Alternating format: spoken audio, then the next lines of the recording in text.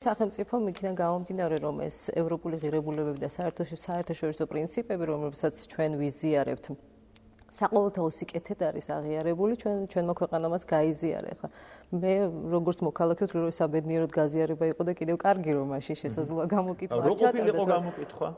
მე არ ვიცი, მე არ ველოდები ესეთ პოზიტიურ შედეგს ჩვენი საზოგადოებისგან, ამიტომ არ ველოდებოდი შეიძლება იმ დროს, მაგრამ შეიძლება დღეს შეიცვალა ეს ვითარება, მაგრამ ყოველ შემთხვევაში მაშინ ალბათ ძალიან სარისკო იქნებოდა მსგავსი ტიპის. თქვენი აზრით, როდესაც აი ესეთ მნიშვნელოვან რადიკალურ გადაწყვეტილებებს იღებ, ხო? საჭიროა რომ აღარ მეხობ რომ საზოგადოებას უნდა კითხო და ყოველთვის უნდა კითხო? ხო, ძალიან რთული სამოქალაქო განვითარების დონე, როგორც დათო ირანზე ამბობს და მე ვკითხოთ საქართველოში როგორ არის, არ არის მაღალი. საკმაოდ საინტერესო შეკითხვა, იმიტომ რომ რა არის ეს, ხო, ურთიერთო ხელისუფლების ასე ვთქვათ, ხელისუფლების მიერ მართვა და სახალხო რაღაც პრინციპების დამკვიდრება, რომელიც ეს არ ხდება, ეს არის საზოგადოებისა და მისი ხელისუფლების ურთიერთობა. და ბოლოს დემოკრატიაც ის არის, რომ რაც საზოგადოებას უნდა, ის აქვს საბოლოო ჯამში. ახლა რამდენად ეს ურთიერთობა სწორად მიმდინარეობს და რამდენად პროცედურები, ვთქვათ, სწორად დაცული, როდესაც ურთიერთობ შენ საზოგადოებასთან, ეს ძალიან მნიშვნელოვანია და თუ ეს პროცედურები, თუ ის უზენაესი შეთანხმება, რაც ვთქვათ, საზოგადოებასა და ხელისუფლებას შორის არცებობს, ეს სრულდება, მაშინ იყო საზოგადოებისა. ანუ როცა არჩევნები ტარდება ობიექტურად, სამართლიანად და როდესაც საზოგადოება ირჩევს იმ ხელისუფლებას, რომელსაც ენდობა, საზოგადოება ენდობა ხელისუფლების ყველა არა, მაგრამ ყოველ შემთხვევაში ხელისუფლების ქმედებას, თუმცა ინარჩუნებს კრიტიკის უნარს და უფლებას. კონტროლის უფლებას. ეს იდეალური მოდელი დავხატეთ. ხო, რომელიც საქართველოში არ მუშაობს. როგორც ხვდები, არ ვიცი, და თუ ისე სკეპტიკურად მე მგონი არ მუშაობს.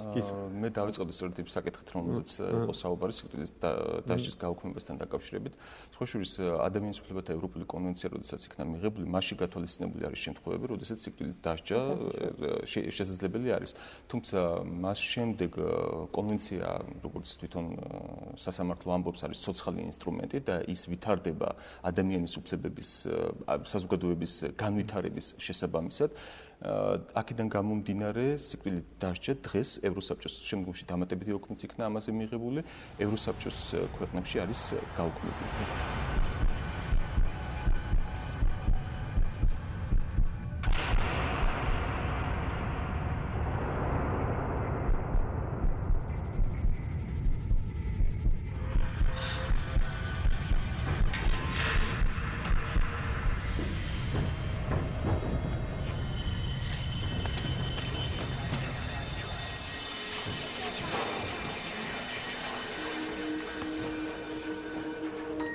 A state that applies the death penalty is a state that violates human rights. Say no to the death penalty. ეს იყო ერთ-ერთი პირობა იმისათვის, რათა საქართველოს შესულიყო და გამხდარიყო ევროპული ოჯახის წევრი. ეხლა ის შეკითხვა, რაც შეეხება, უნდა შეეკითხოს თუ არა ხელისუფლება ესეთ შემთხვევებში ხალხს, როდესაც ადგილი გვაქვს ესეთ ღირებულებასთან. მე მიმაჩნია, რომ თვითონ ფაქტი იმის, რომ თუნდაც ხელისუფლება იყოს ლეგიტიმური და ის ზუსტად ასახავდეს ამორჩეველის ნებას, აქ არ სრულდება მისი დამოკიდებულება საზოგადოებასთან. რაც განასხვავებს ტოტალიტარულ და სამართლებრივ სახელმწიფოს სხვა ტიპის დემოკრატიული ღირებულებების მქონე საზოგადოებისაგან. ჩვენ გვახსოვს ძალიან კარგად, როგორი იყო დამოკიდებულება იგივე საბჭოთა კავშირის დროს კანონის მიმართ, როგორი არის დღეს, როგორი არის დემოკრატიულ საზოგადოებებში. როდესაც საუბრობენ იმაზე, რომ ყოველთვის ხდებოდა კანონისთვის გვერდის ავლა და იყო ასეთი შემთხვევები, ამას აქვს თავისი ობიექტური მიზეზებიც. ტოტალიტარულ საზოგადოებაში და საზოგადოებაში, სადაც სამოქალაქო კონტროლი არის ძალიან ეფემერული, ან არ არსებობს საერთოდ, ან დიქტატორული ტიპის სახელმწიფოში, როდესაც არასამთავრობო ორგანიზაციები არ მონაწილეობენ კანონშემოქმედებით საქმიანობაში, მიუხედავად იმისა, რომ პარლამენტი შეიძლება იყოს ხალხის მიერ არჩეული, მოსახლეობას თვითონ აქვს განცდა იმის, რომ ეს კანონი მისი არ არის. მას არ მიუღია მონაწილეობა. განცდა აქვს სიუცხოვის იმ სამართლებრივ სისტემასთან, რომელ სამართლებრივ სისტემაშიც ეს არის და შეუძლებელია სამართლის მიმართ მორჩილება, სამართლებრივი კულტურის დაწესება მხოლოდ შიშით, იგივე შუმერთა სახელმწიფოში საშინელი ბრძოლა ტარდებოდა კორუფციის წინააღმდეგ, მაგრამ ვერ იქნა ეს მიღწეული საბოლოო ჯამში. ამისთვის საჭიროა და არა მხოლოდ პედაგოგიკით, ამისთვის საჭირო არის სწორედ განცდის შექმნა, რომ ნამდვილად მისი სიტყვა შესაძლებელია, გონივრულად შესაძლებელია იქნეს გათვალისწინებული. ხა, როდესაც ამაზე ვსაუბრობთ, ძალიან მნიშვნელოვანია, რომ პრობლემები, ვთქვათ, რა არის კორუფცია, რა? კორუფცია ეს არ არის მხოლოდ რაღაც გარკვეული თანხის აღება, ნეპოტიზმი ასევე არის კორუფცია. ამას აქვს ძალიან ძიმე შედეგები, იმიტომ რომ როდესაც მომავალი სტუდენტი უყურებს, რომ სხვა ინიშნება თანამდებობაზე მხოლოდ იმის გამო, რომ მას აქვს ნათესაური კავშირი, ეს მასში კლავს ინტერესს და სურვილს, რომ გახდეს კარგი მოქალაქე, ისწავლოს ბევრი. ასლან აბაშიძე, აჭარის ავტონომიური რესპუბლიკის მეთაური, მეუღლე, მაგული გოგიტიძე. შვილები: დიანა აბაშიძე, აჭარის ჩოგბურთის ფედერაციის პრეზიდენტი, გიორგი აბაშიძე, ბათუმის მერი, მარკო კანისტრალე, სიძე, სამთავრობო დაცვის უფროსი, ილია წულუკიძე, დეიდაშვილი, უშიშროების ყოფილი მინისტრი, ლევან გვარიშვილი, დეიდაშვილი, საბაჟო დეპარტამენტის თავმჯდომარე, როსტომ ბოლქვაძე, დეიდაშვილი, მინისტრთა საბჭოს თავმჯდომარის მოადგილე, ოსიკო გვარიშვილი, დეიდაშვილი, აჭარის პარლამენტის ვიცე-სპიკერი, სოსო გოგიტიძე, ცოლის ძმა, აჭარის უშიშროების მინისტრი, სერგო გოგიტიძე, ცოლის ბიძაშვილი, შინაგან საქმეთა მინისტრის მოადგილე, დავით ხალვაში, ასლან აბაშიძის ნათლული, დაცვის უფროსი. ვინახავით აბაშიძეები, არავინ, არაფრის მქონებლები, აჭარა გაქუცეთ, გაატყავეთ, გააძვალტყავეთ, შეჭამეთ შესვით ყველაფერი. საიდან გახდი იმდენი მქონებების მეპატრონე, რა გქონდა მამაშენ? ნეპოტიზმი ლათინური სიტყვიდან შვილი-შვილი, შთამომავალი. რომში პაპების მიერ შემოსავლიან ან გავლენიან თანამდებობათა თავიანთი ნათესავებისთვის დარიგებას ნიშნავდა.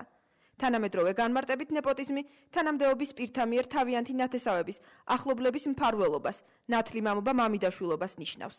ავიღოთ სხვა შემთხვევა, მაგალითად იგივე კორუფციის ერთ-ერთი შემადგენელი ნაწილი შეიძლება იყოს მფარველობა.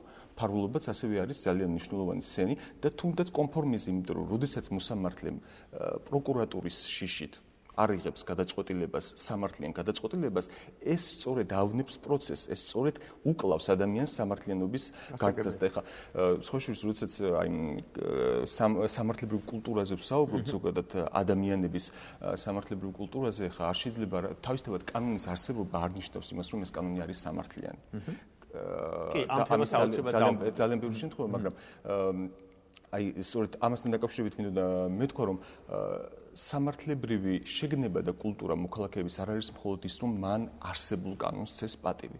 ეს შეიძლება იყოს შეიძლება ესეთი თქოს პასიური კულტურა სამართლებრივი, არსებობს აქტიური, როდესაც მოქალაქეს არ მოსწონს პარკირების წესი, მას უნდა გქონდეს იმის შესაძლებლობა და იმის мотиваცია, ის უნდა წავიდეს სასამართლოში, თუ ეს ინდივიდუალურ ზიანს აყენებს და თქვას, ან დაესწროს საკრებულოს სტომას და თქვას, რომ ეს მას არ მოსწონს და დაასაბუთოს. სწორედ ეს არის ორი ბერკეტი, ორი მექანიზმი, ელემენტი უფრო სწორად. ვის უნდა უჩილოს, მერიას ან დიახ, მერიას საკრებულოს ჯერ მიიღოს მონაწილეობა. ეს არის სწორედ ყველაზე მნიშვნელოვანი, როდესაც ვახსენე ეს მაგნა კარტა იქნა მიღებული და როდესაც ვსაუბრობთ სწორედ სამართლებრივ სახელმწიფოზე, სამართლებრივი სახელმწიფო ნიშნავს, რომ ყველა ექვემდებარება კანონებს, რომ აღმასრულებელი საკანონმდებლო სხვა ხელისუფლებების ფუნქცია არის მკვეთრად და მკაფიოდ განსაზღვრული და მას არ აქვს უფლება გადასცეს. კარგი. ეხლა დათომ რადგან სიტყვა კორუფცია ახსენა, მე მინდა ისევ ისტორიაში გადავიდეთ ცოტა ხანი ხო, სანამ თანამედროვეობაზე მივიდოდეთ. ჩვენ ქვეყანაში იყო ასეთი შემთხვევა, როდესაც ედუარდ შევარდნაძე მოვიდა ხელისუფლების სათავეში 72 წელს, დაიწყო კორუფციის წინააღმდეგ ბრძოლა, ხო? და აქ ერთ გადაცემაში ჩვენმა ერთ-ერთმა სტუმარმა თქვა, რომ ამით ეს იყო მათ ჩაახშო კაპიტალიზმი, შეიძლება ესეთი უხეში ფორმით, მაგრამ ანუ შეიძლება უკანონო, მაგრამ ყოველ შემთხვევაში კაპიტალიზმის ელემენტები საქართველოში, რადგანაც ის ძელეცები გარკვეული თვალსაზრისით წარმოადგენენ, ძელეცებს უწოდებდნენ მას კაპიტალისტების სახეები. ეს კორუფციის წინააღმდეგ ბრძოლა, რომელიც დაიწყო 70-იან წლებში, წარმატებით ვერ დასრულდა და მაშინ იყო ლაპარაკი იმაზე, რომ საქართველოში, ქართულ კულტურაში, აი ბევრს უთქვამს ეს, რომ ისეთი ტრადიციები იყო პატრიარქალური ტრადიციები დავარქვათ, არ ვიცი რა, რომ სამართალი, აი ისე როგორც სამართალი არის სამართალი ევროპაში და დასავლეთში, აქ არ გამოდის უბრალოდ, იმიტომ რომ ეს ტრადიციები ზღუდავს დემოკრატიული ფასეულობების დამკვიდრებას 70-იან წლებიდან. და კიდე რას დავუმატებდი? გამოვედი იმ განწყობილებით, რომ ბევრს არ ვილაპარაკებ მეთქი და მე მგონი ყველას ვაჯობებ დროის მიხედვით. აი ეს ტერორისტული აქტი დაემთხვა იმ ეტაპს, როცა ჩვენ დავიწყეთ საქართველოში საუბარი და არა მარტო საუბარი, არამედ რეალური ფორმების ძიება იმისათვის, რომ საქართველო განკურნოთ ისეთი სენისაგან, რომელიც შეიძლება ავთვისებიან სიმსივნედ გადაიქცეს საქართველოსთვის. ეს არის კორუფცია. პარლამენტში ეს მუშაობა დაიწყო, ბატონი გიას თქვენ იცნობთ, ხელმძღვანელობს, მაგრამ ეს საკმარისი დღეს არ არის. ჩვენ შევისწავლეთ ლამის სოფლიოს ყველა ქვეყნის გამოცდილება. რამდენიმე ქვეყანაში ხალხი გავაგზავნეთ და რაღაც გარკვეულ ფორმებს ვეძებთ. ნუ რა ვიცი, ნუ გონია რომ დღეს ერთ ან ორ მინისტრს მოხსნის პრეზიდენტი და ამით კორუფციას ბოლო მოეღება. კორუფციის წყალობით მიღებული შემოსავალი ბევრი და 1000-ობით და 10000-ობით ოჯახისათვის შემოსავლის მთავარი წყაროა. საქართველოში ბიუჯეტის შემოსავლების 45-50% მიდის არა სახელმწიფოს, არამედ სხვის ჯიბეში. ნახევარი ბიუჯეტის საშემოსავლო ნაწილის ნახევარი. და არა მარტო საქართველოში, საბჭოთა სივრცეში ლამის 60%-ია. რასაც უნდა იღებდეს სახელმწიფო, მერე ჩვენ უნდა უნაწილებდეთ მოხელეებს, პენსიონერებს, ინვალიდებს, სკოლებს, სხვებს და სხვებს, აი ამას ითვისებენ. აი ასეთი მასშტაბია. ეს არის დაახლოებით ალბათ 500-600 მილიონი ლარი. 500-600 მილიონი ლარი. ამიტომ ამის ერთი ხელის დაკვეთ გასწორება ძნელია, რთულია. მე მახსოვს ის ძველი დრო, როცა ძალაც ჰქონდა, უფლებაც ჰქონდა, დიქტატორის ვიყავი და ერთ-ერთი მთავარი ლოზუნგი იყო კორუფციის მოსპოვა. ვერ მოვსწრე. მიუხედავად ისა, რომ 95% რაიკომენდირებისა მოხსენით, მინისტრების შევცვალეთ, მაგრამ ვინც ახალი მოვიდა, ცოტა უფრო დიდი მადით მოვიდა მე.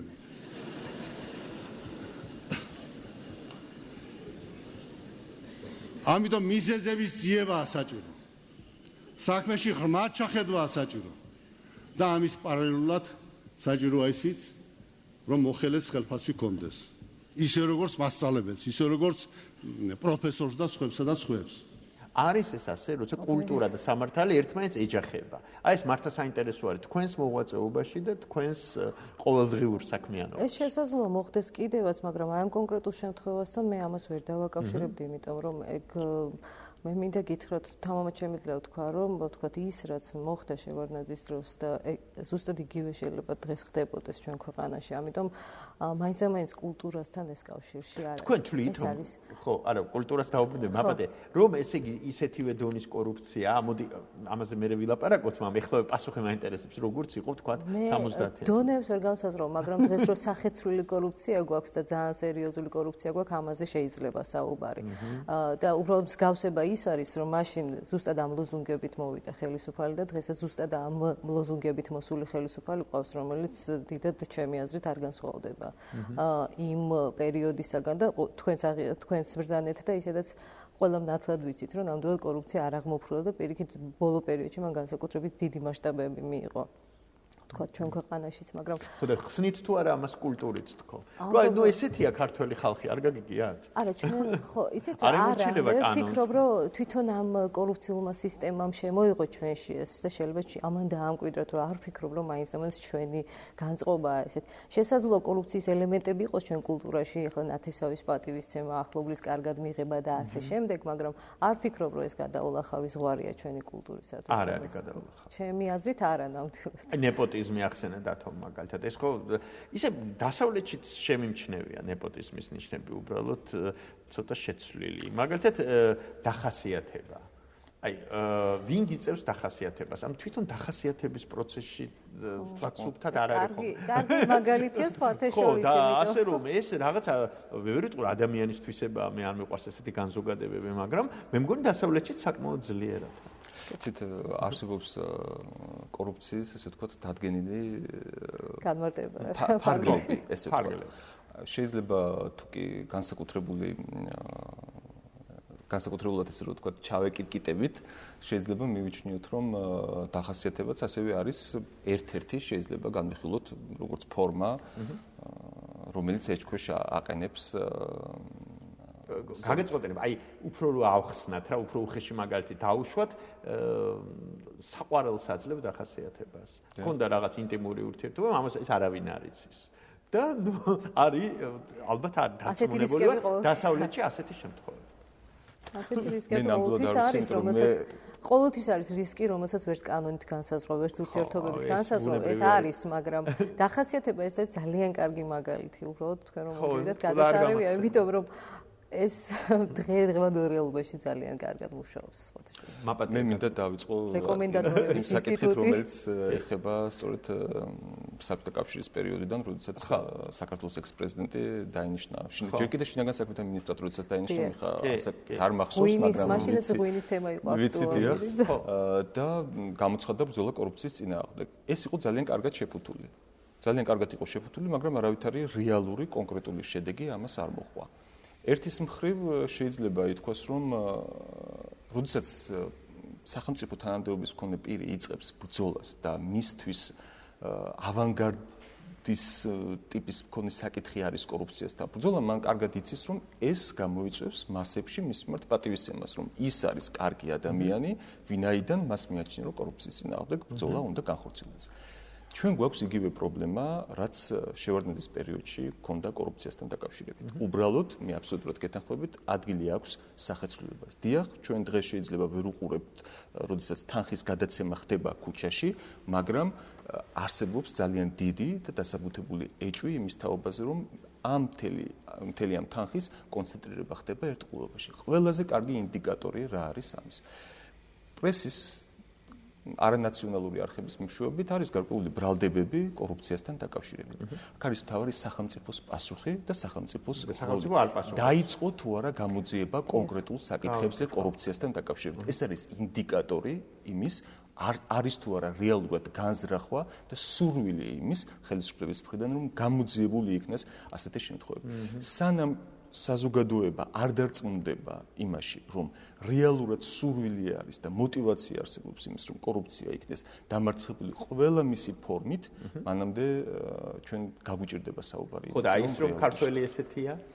ხა, ეს არის ძალიან მნიშვნელოვანი საკითხი, რომელიც მარტო ქართულს არ ეხება. ეს მარტო ქართულს არ ეხება, ეს არის ტრადიციას ერთის მხრივ, თუმცა მე ძალიან მიჭირს დღეს ვიცოდე რა არის კონკრეტულად ქართული ტრადიცია. მე მიჭირს ამის დეფინიცია და ძალიან ბევრს სხვათა შორის.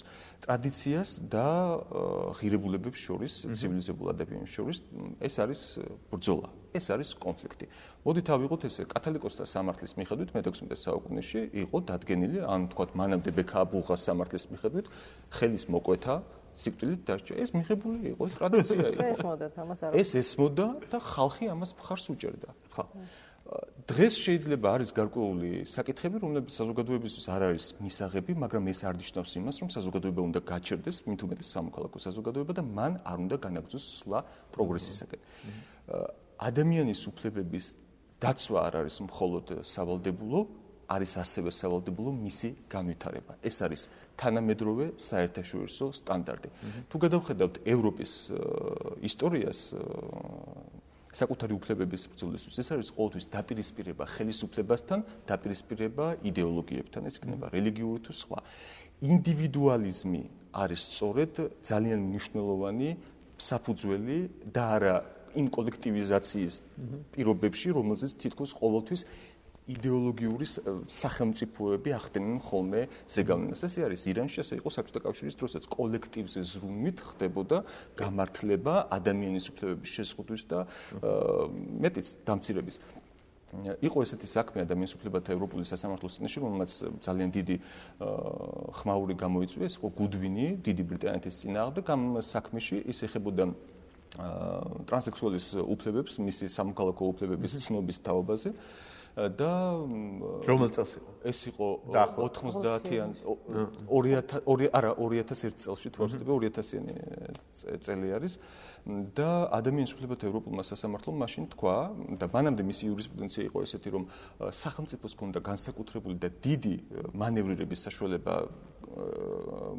შიდა სტანდარტების როგორ გადაწყვეტა ამ ტიპის საქმეს და ბოლოს სასამართლომ თქვა რომ ინგლისის სახელმწიფოს დიდ ბრიტანეთს აღარ ჰქონდა უფლება ამოფარებოდა ამ თავისუფლებას და თქვა რომ ადამიანის უფლების პრიმატი იყო გაცილებით უფრო მნიშვნელოვანი მოცემულ შემთხვევაში და საზოგადოების წინსვლა უკვე იძლეოდა იმის საშუალებას რომ ასეთი ტიპის მოვალეობა დაედგინა საზოგადოებისათვის. სხვა შორის, როდესაც ხდება საერთო ევროპული სტანდარტის შემუშავება, სასამართლო ყოველთვის ხედულობაში იღებს მაგალითად ევროპული სასამართლო დომინანტ მიმართულებას, დომინანტ მდგომარეობას კონკრეტული საკითხის მიმართ სხვა სახელმწიფოებში. ამ შემთხვევაში ევროპული სახელმწიფოებში არ იყო დომინანტური მდგომარეობა, ის წავიდა ძალიან შორს ავსტრალიამდე და ახალ ზელანდიამდე იმისათვის, რომ ახალი სტანდარტი დაედგინა. სხვა შორის, ჩვენ ყოველთვის არ უნდა ველოდოთ საკანონმდებლო ხელისუფლებისგან ინიციატივას. ის არის პირდაპირ დამოკიდებული ამ მორჩილაზე. ძალიან ხშირად ის ვერ მიიღებს გადაწყვეტილებას ისეთ საკითხებზე, რომელიც შეიძლება იყოს არაპოპულარული. მოსამართლეს სწორედ არის ის საშუალება, რომელმაც უნდა მისცეს ბიძგი საზოგადოებას წინ წავიდეს. მე მინდა ამ საკითხთან დაკავშირებით განვიხილო გავიხსენო, როდესაც და იგივე ბრიტანეთთან დაკავშირებით მინდა ვთქვა, რომ ახლახანს დევიდ კემერონმა გამოაცხადა, რომ ძალიან ტრადიციული სახელმწიფო არის ბრიტანეთი და ამ სამეფო კანონების მიხედვით ხელისუფლება უნდა გადაეცეს პირველ ვაჟს, მაგრამ მან თქვა, რომ უკვე და შევიდა კანონში ცვლილება იმის თაობაზე, რომ თანამედროვე სტანდარტები და თანასწორობა უკვე არ იძლევა ამგვარი კანონის არსებობის შესაძლებლობას. As far as we know, the Duke and Duchess of Cambridge have no baby on the way. But there's a good chance that their, as far as we know, yet to be conceived child will have reason to appreciate the Spice Girls. I'll tell you what I want, what I really, really want. So tell me what you want, what you really, really want. Any nation that gave us the Spice Girls has to have a thorough belief in girl power. Britain gave us the Iron Lady, Margaret Thatcher, who governed as Prime Minister.